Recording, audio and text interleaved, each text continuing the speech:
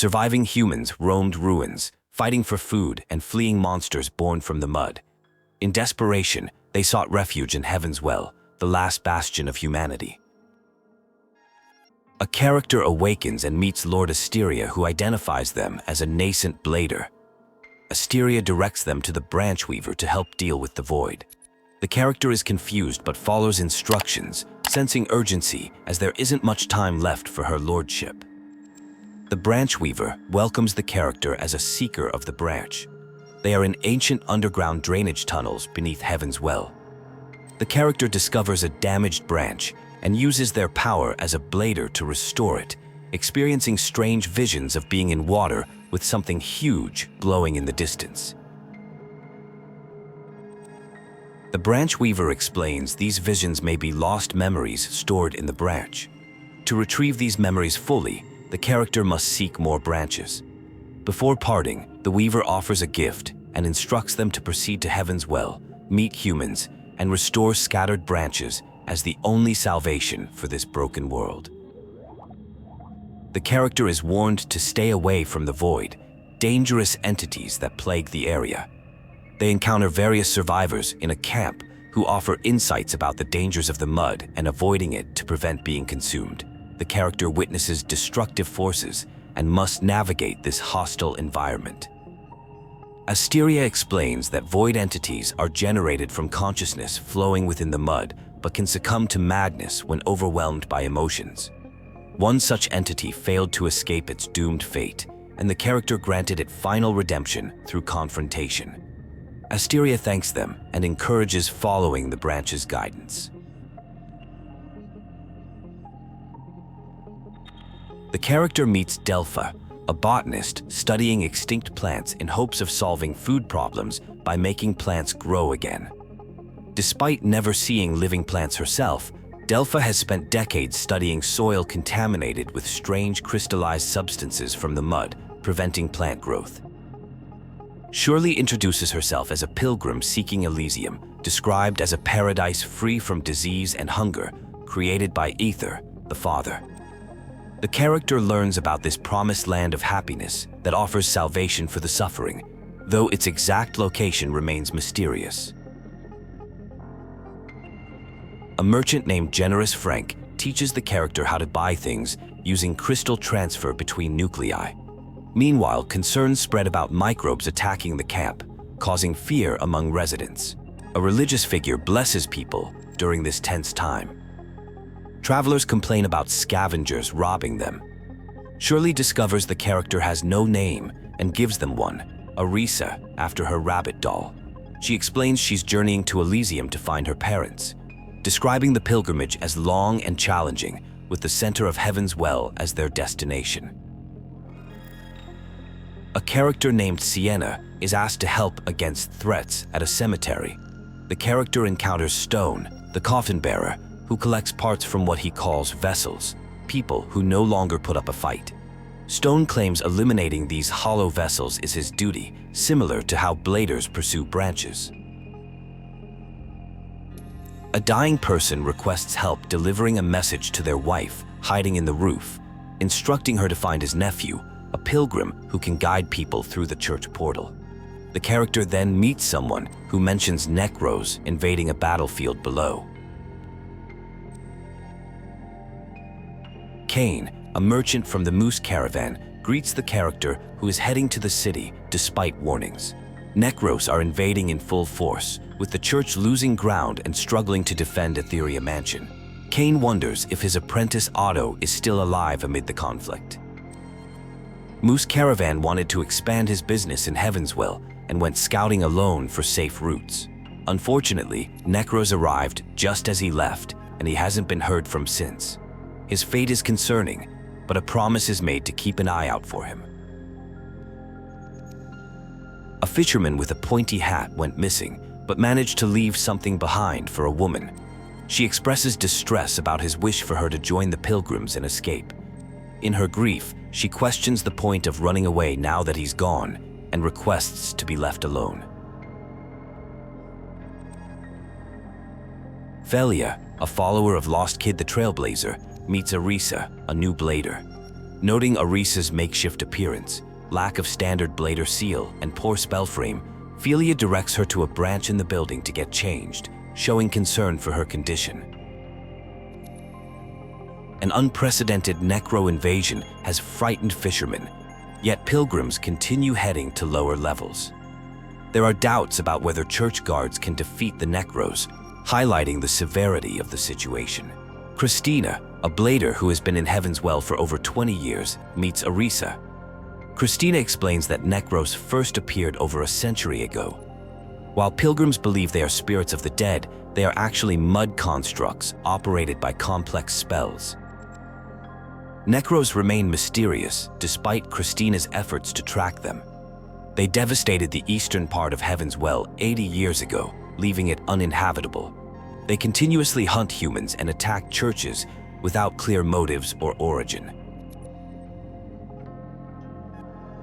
A scholar appreciates Arisa's help with soil analysis and proposes future collaboration. Arrisa reveals she's seeking branches to restore her lost memories. The scholar notes their similar quests for answers with fragmented memories, though Arrisa possesses greater power. The scholar explains that a young girl named Shirley wants to enter Havenswell, but faces danger from Necros. These monsters appeared after the church 100 years ago and attack all living beings. They're extremely dangerous, with strength exceeding humans. A leader urges followers to flee from an approaching danger, insisting on facing the monster alone as it's too dangerous for others.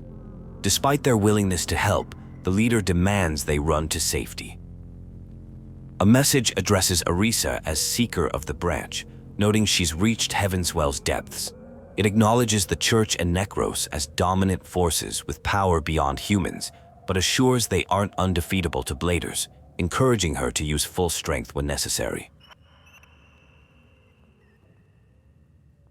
Someone thanks Arrisa and advises her to follow pilgrims to Havenswell if seeking branches. Beyond the walls lies the sunken city from the old world, now ruled by the church. All pilgrims there receive church protection. They express hope for the little girl's safety. Arrisa is offered a commission to use a signaling device if she encounters pilgrims performing strange rituals. The job promises crystals as payment, but when Arrisa questions the purpose, she's told not to ask unnecessary questions if she wants to continue in this line of work. Dremelek, a scholar and doctor with an assistant named Aces, works on prosthetics rather than treating people. They recognize Arrisa as the second blader they've met that day and explain they're working on a barrier generator to interfere with Necros' cognitive abilities. Dremelek explains the barrier generator protects clients in the parish from Necros. They're investigating powers behind the church and Necros, believing advanced entities must control these forces. They offer to reward Arrisa with mastered techniques for her assistance. Dremelek needs information from crystal nuclei of advanced units to understand the communication between controlling powers. Using a cease device, they can transform these nuclei into something more useful, requesting Arrisa bring any special nuclei she finds. A mysterious individual comments on Arrisa's outfit and suggests they're of the same kind, though Arrisa states she isn't human. The individual claims to have something for Arrisa, suggesting a potential alliance or exchange. A follower laments the murder of Master Luscus's holy knight and prays for divine retribution against the sinners. A new believer is encouraged to join in prayer to show piety to the Father so the gates will open again. Someone who had previously left in haste encounters Arrisa again. Both are heading to High Yaspatir at Havenswell's center. They explain that Luscus, referred to as the Sun by pilgrims, is actually the first and strongest blader who shouldn't be involved with the church. Luscus is introduced as the first blader who never lost a battle. She founded the Trailblazers squad, which defeated countless foes, with its first 3 members becoming legends. Later, she joined the church and became their new child. The characters discuss finding an alternative entrance to the cathedral through the inverted tower. The towers are not arranged in a circle, with some located within the circle. The inner towers might lead into the cathedral. These inner towers are used by other church factions, specifically the underground parish controlled by the three resplendent bishops, who are second only to the father and son in church hierarchy. The group decides to find their way to the trial hall, planning to go through a water room below that leads to the sewer town. The sewer town connects to the entire underground of Havenswell, potentially offering a path to the trial hall from another side of the parish. They agree to split up and meet at the entrance of the trial hall. Dr. Adramalik explains that the road ahead collapsed due to stratus accidents, with pipes bursting and the void appearing. He offers to show an alternative route to the trial hall through the sewer, across a pond, to an underground train station. This old transportation system still has functioning trains that Adramalik repaired. He warns about sweepers he sent to deal with the void. A contract signed by Otto with the sewer town people is discovered. Someone mentions being from the sewer town, describing it as a place where people are trying to survive. The contract will help them live better lives. Later, soil found in the depths of the sewer town is deemed too muddy to be useful. A character awakens in a factory-like setting and meets Alaire, another blader who is also captured. They're suspended in mid-air, unable to teleport, and surrounded by molten iron. Alaire devises an escape plan involving blowing up a console to cause a power outage that would reset their cage's position on a rail. Someone expresses disbelief that a child born from a braver is an ordinary human, suspecting the machines are giving incorrect readings. Later, a conversation reveals information about a tree that bladers are helping grow by restoring branches which serve as nutrient gatherers for the tree. An organization called Seed is behind Asteria and has unknown purposes for the bladers. Spell fragments are introduced as exciting discoveries in the city, with contaminants like mud containing immense energy. Spells can be obtained from the church or Necros, granting extraordinary abilities and shaping entities. Someone panics, fearing imprisonment. Dr. Adramalik is implicated in disappearances in the sewers. An old man carrying a coffin helped the panicked person, who mentions a crack that the old man forbade them from exploring. The station is controlled by the doctor, leaving no way out. A character questions being called to a dangerous location and notices fewer guards than usual. Spirit Depths is mentioned as a secret church facility hidden from believers. Necros are apparently attacking this place, likely coming from underground. Someone decides to go to Spirit Depths before it gets destroyed. A desperate search spanning over 2 decades has yielded no results, leading to questioning whether it's time to abandon the pursuit. A series of failed attempts and pleas to be left alone follow, setting a tone of futility and resignation. The scene shifts to a conversation with Asis, who is questioned about Dr. Adramalik and whether he put humans in cages. Asis responds with an error message, claiming insufficient authority to provide information on this matter of human morals and ethics. Rosa rejects an invitation to join a group, recognizing that it would only mean seizing territory and robbing people. She expresses exhaustion with the endless cycle of war and domination in Havenswell, choosing isolation instead of continued conflict. The narrative then transitions to an encounter with Arrisa, introducing a non-aggressive Necro named Charcoal sent by Arisa's grandfather, a genius who builds robots and helps people with prosthetics. A discussion about pilgrimage and Elysium follows. Elysium is described as a paradise with springs, waterfalls, flowers, and trees, remarkable since plants are extinct. According to legend, the Father, viewed as a god, descended upon Havenswell from Elysium over 100 years ago and performed miracles, including creating the Yaspatir cathedral that pierced the clouds. Those devoted to Elysium believe they'll break free from the flesh and gain eternal life. After an exchange of gifts and blessings, the conversation shifts to investigating patterns in the sunken city. Observable damage to building walls with soil clinging to the edges suggests self-sealing caverns through which Necros might be moving.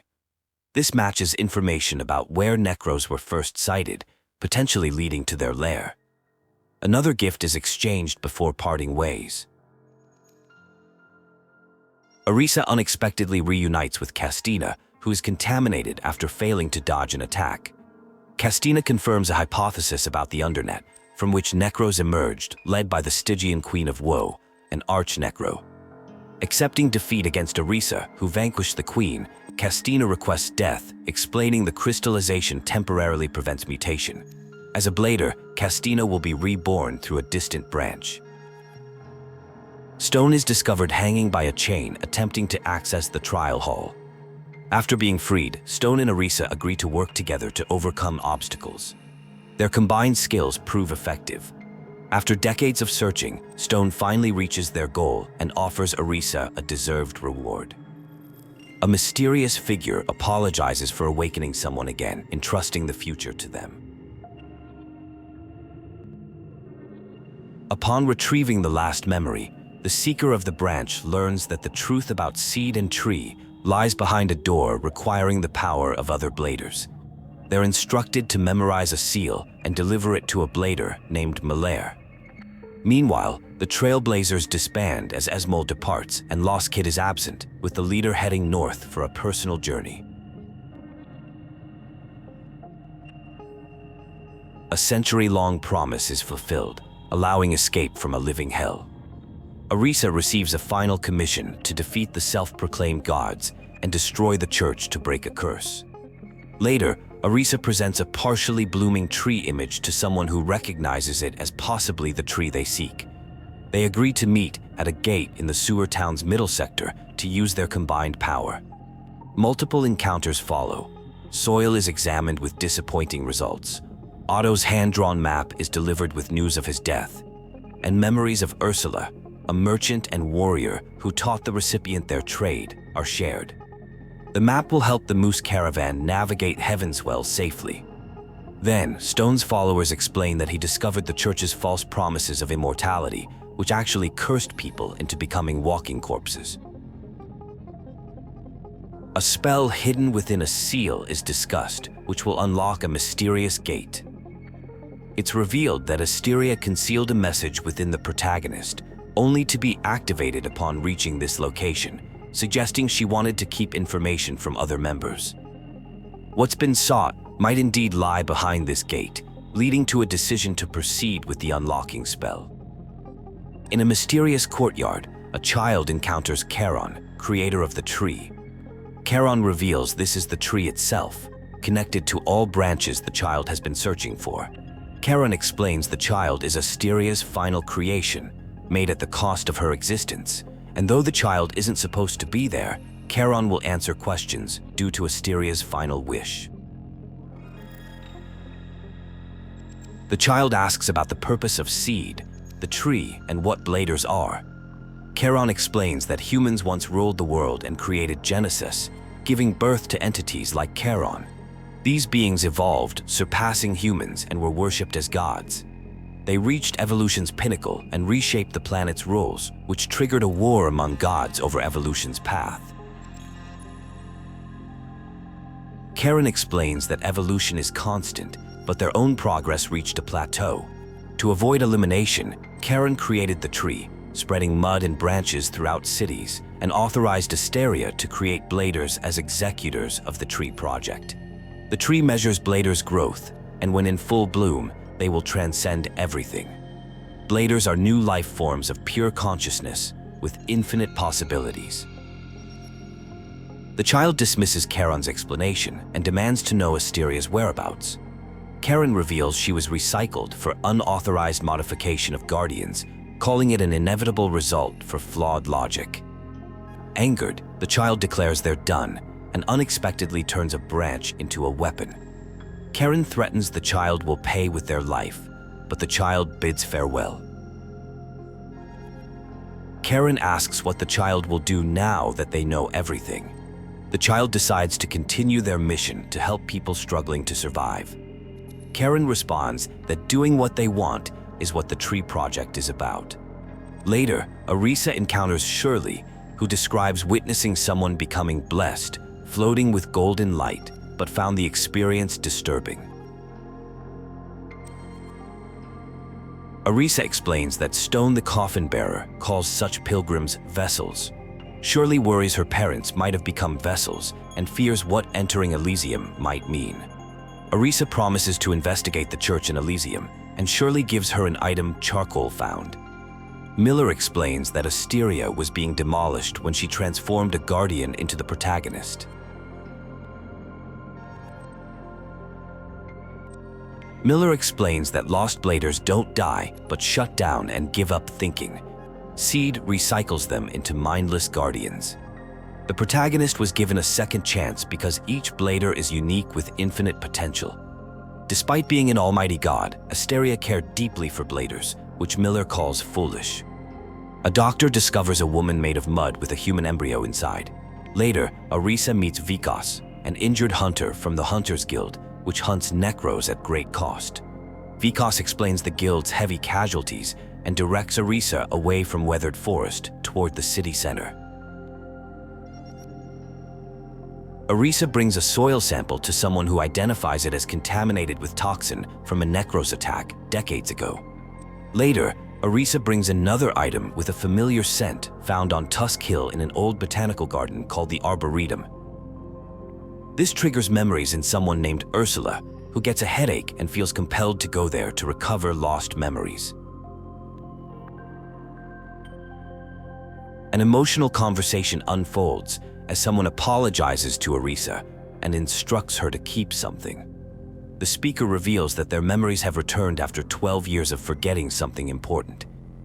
They're surprised to see Ursula, who has finally arrived. There's a sense of awakening from a long dream as they express gratitude to Arrisa and offer to share their past. The speaker begins recounting events from 130 years ago, before the church arrived in Havenswell. Plants became extinct, leading to widespread famine. They explain to Arrisa that famine is a severe food shortage, something bladers don't experience like humans do. Hunger is described as a painful experience worse than injury or illness, causing consciousness to blur and desperate consumption of inedible items. The famine lasted nearly 30 years with thousands dying daily, not just from starvation but from poison, suicide, and violence. Survival options were limited, joining the church, accepting their questionable Eucharist, or turning to cannibalism. Everything from faith to morals could be sacrificed for survival, at which point the speaker considers them no longer human.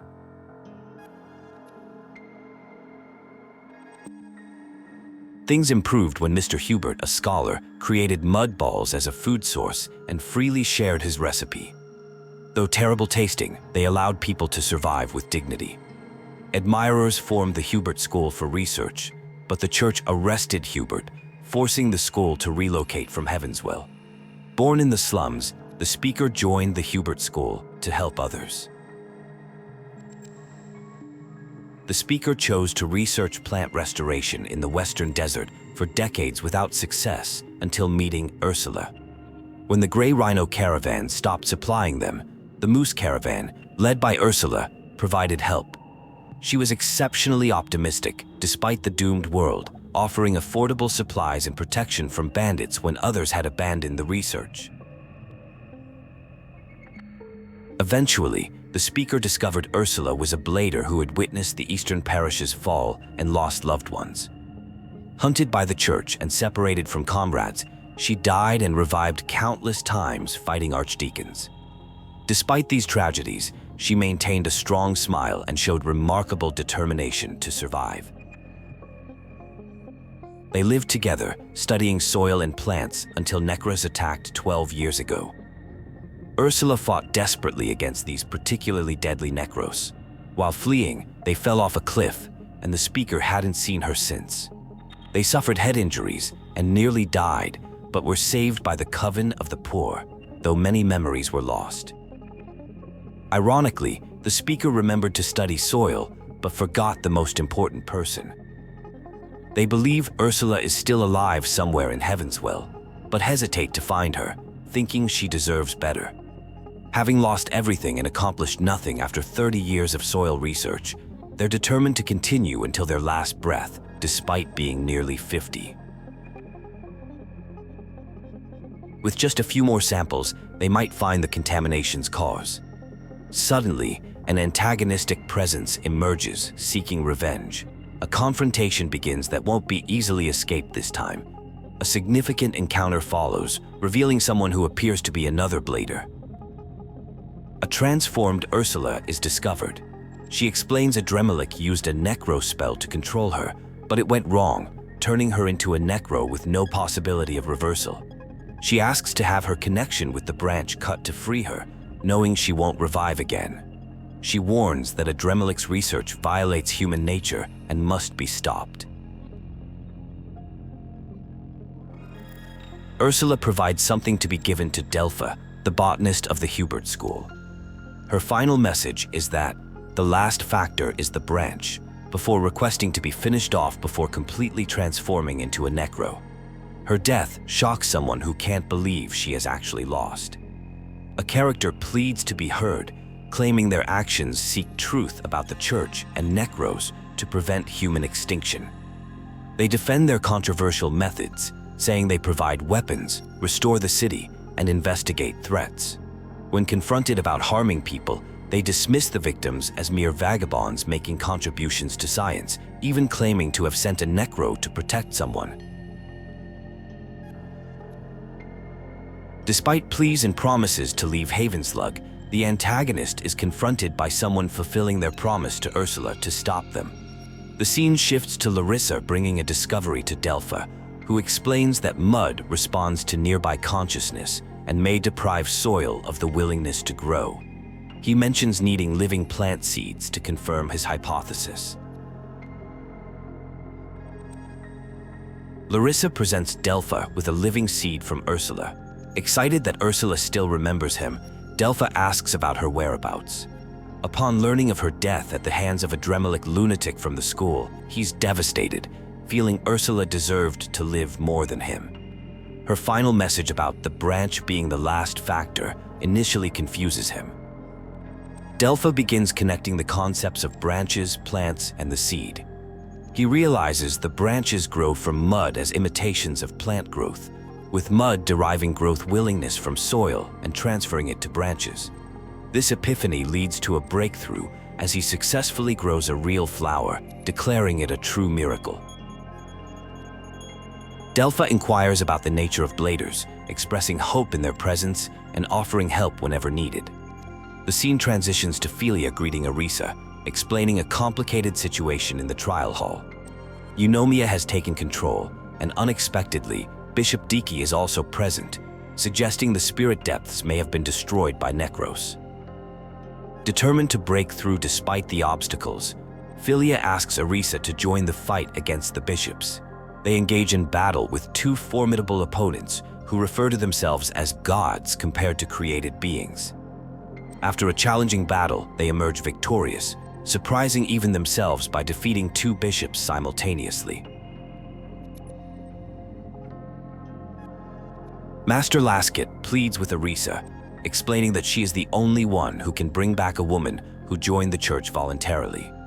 The woman has been pursuing power relentlessly, and Lasket admits to having no chance against her strength. A confrontation unfolds between Arrisa and someone referred to as the Desecrator of Elysium. The opponent questions Arisa's resolve and fear as she stands before the throne with sword in hand, when Senior Lasket is ordered to commence judgment. The opponent taunts Arrisa about her capabilities. The challenger reveals waiting years for a worthy opponent and a duel ending in death. The opponent has abandoned heritage and companions for the sake of personal resolve, seeking the ultimate answer. A battle ensues with references to ranks 1 and 3, culminating in Arisa's victory. The defeated opponent acknowledges death's pain, but feels no fear, asking if this is Arisa's first experience with death. The defeated opponent reflects on once fearing death after seeing many Bladers lose themselves between life and death. Despite carrying this fear, it evolved into obsession. The opponent asks Arisa's name and acknowledges her victory as perhaps a long-awaited moment. The opponent reveals believing a Blader's power comes from resolve, which kept them alive and powerful. In pursuit of stronger resolve, they tried various means including weapons and joining the church for eternal life, only to find their resolve wasn't invincible. Lost Kid renounces the title of the child and breaks ties with the church, noting its decline after the Spirit Depths War and the fall of 2 bishops. With the world facing chaos, they ask about Arisa's own resolve. Arrisa explains her promise to friends Shirley and Stone to defeat the church and Necros, helping build a new home. Lost Kid decides to witness this future, pledging to serve as Arisa's knight until the end. A tree blooms fully, marking Arisa's success. She is told she will become a new life form, the pinnacle of evolution. The sphere is now open to her, and she's encouraged to achieve her desires. Another challenger confronts Arrisa, calling her Seath's arrogant girl, who caused havoc in church territory. The challenger threatens to eradicate her existence, calling her Karon's little creation and commanding her to stop dodging. A discussion between Master Nyx and Ether reveals experiments in Elysium have consumed significant resources over a millennium. Ether has diagnosed the issue with the experiment itself, not with Necros or Bladers. Nyx mentions the supremacy will not intervene. Ether is criticized for consuming too much mud in conflicts and severing world ties, causing efficiency loss. A she is presented as the final product of the tree project. The creation is praised for achieving equilibrium, determined yet not reckless, compassionate yet not gullible. Ethan confirms experiencing this remarkable achievement. Elysium will be closed and all units retrieved. The strife ends as a new leader emerges. Arrisa has attained the evolution sought as the epitome of life. The planet has served its purpose, and gods will return. She's invited to enter the sphere and guide them to the stars.